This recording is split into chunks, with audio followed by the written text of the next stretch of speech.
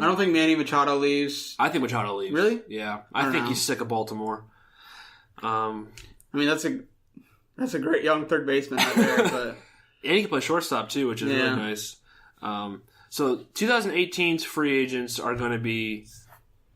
It's going to be the best class of all time. I mean, I can't think of anything else to say. AJ Pollock, Andrew McCutchen, David Price are more to think about. AJ, don't leave us. AJ Pollock is like an afterthought. I know. That's the crazy thing. He's such a good player, and he's phenomenal. Being in Arizona, he probably doesn't get the exposure he deserves or the recognition he deserves because AJ Pollock's really, really good. Yeah, and has been good for a while. He had one injury year.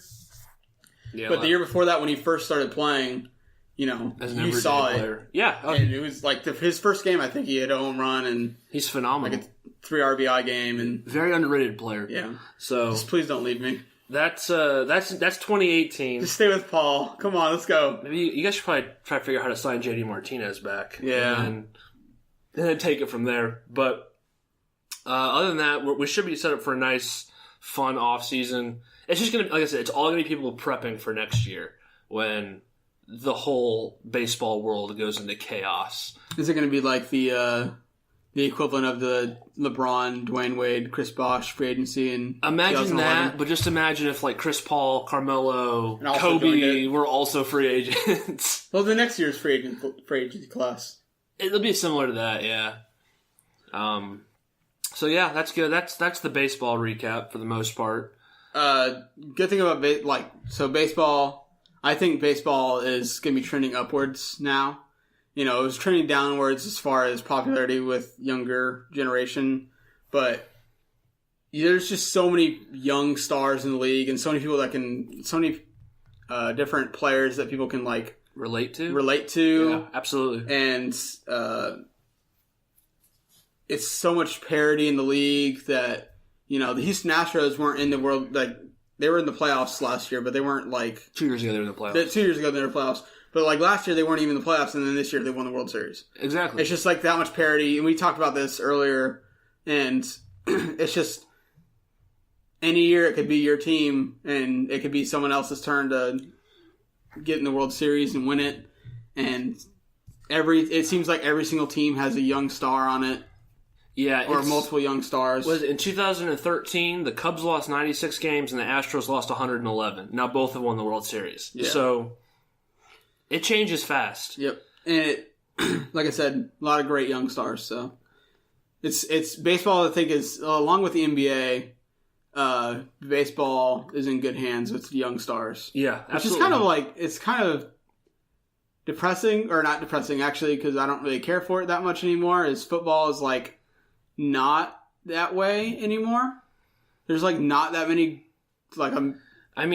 exciting young stars. Carson Wentz. Dak Prescott. Other than quarterback, almost no other position matters. Odell Beckham. Odell Beckham is your most marketable non-quarterback, and your second most marketable non-quarterback is always in trouble. Ezekiel Elliott. Yeah.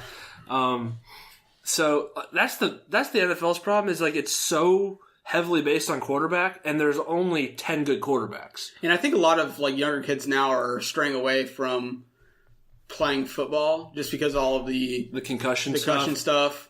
And it's just so much more profitable for people.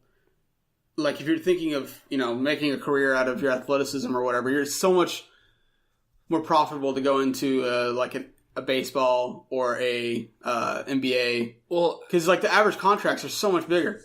They are, and if you look at the NBA players now, they last a lot longer. Well, they're not coming off the streets anymore. They're coming from prep schools and high school basketball is big business now. So it is, but they're training. They're getting these kids trained from 5 years old, and these guys are coming from.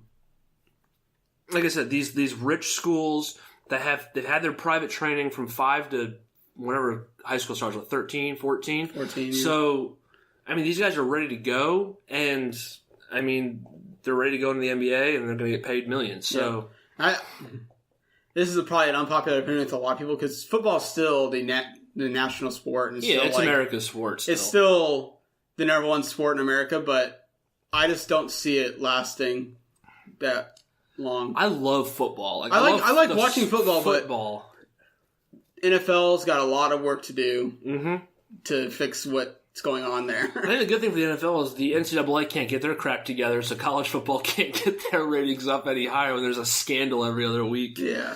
But anyways, we're not talking about football today. We talked a little bit, I guess. But yeah, we're going to go into NBA, and we're going to do some news. I think one of the bigger things on the list is, Jahlil Okafor, them not picking up his option. So it looks like the Jahlil Okafor era in Philadelphia is over.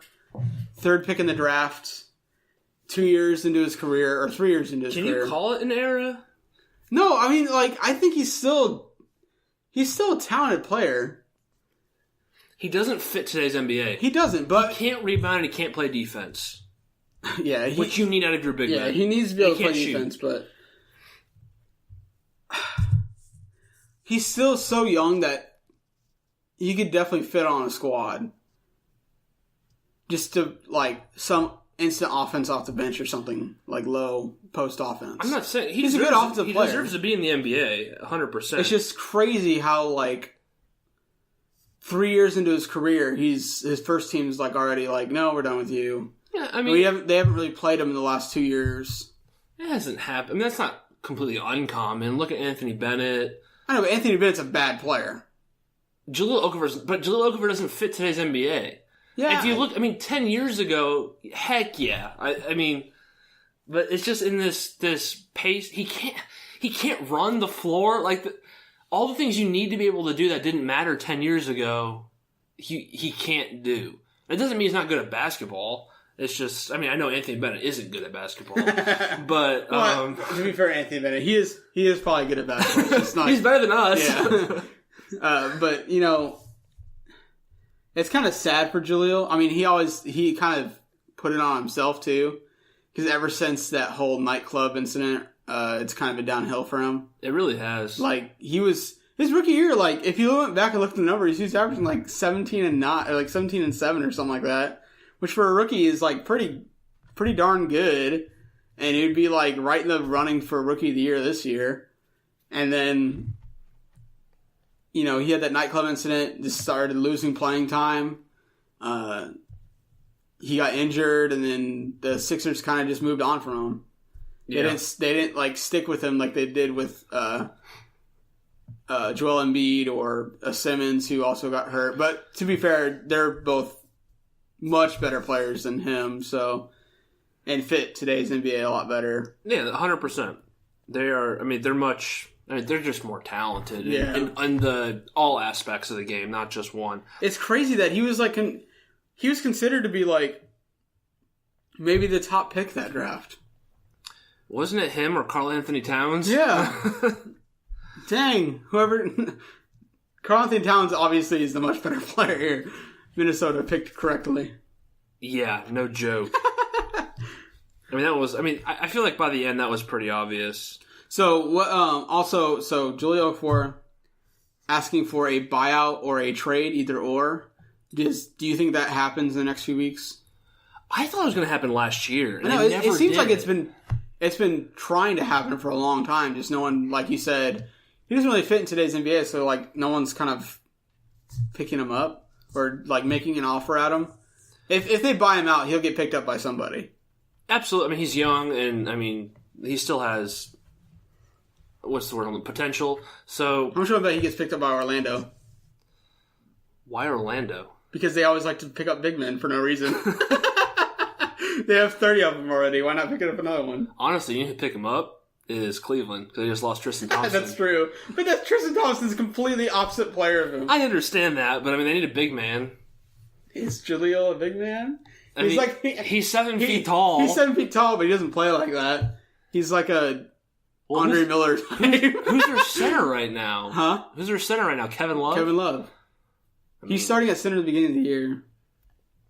I understand that, but Thompson was still getting quality minutes. And we'll talk about Tristan Thompson injury, and then we'll lead into the Cleveland woes. They just look awful so far. Yeah. Another horrible loss from yesterday. But before we get to that, I want to talk about the rumors around Bledsoe. Where do you think he's going to be dealt? Right now, the latest rumor is Phoenix is working on a trade with Detroit to send Eric Bledsoe and Tyson Chandler to Detroit. Detroit would send Reggie Jackson and a pick, but the Suns don't want Reggie Jackson. So they're trying to find a third team to work the deal. If somebody can take Reggie Jackson, the Suns just want to get a pick out of it, dump Chandler's contract, maybe take a smaller piece and move on. Yeah. I mean, you could see it from like whenever we took him out of the lineup and we just said go home, where you're not going to be a part of this organization anymore.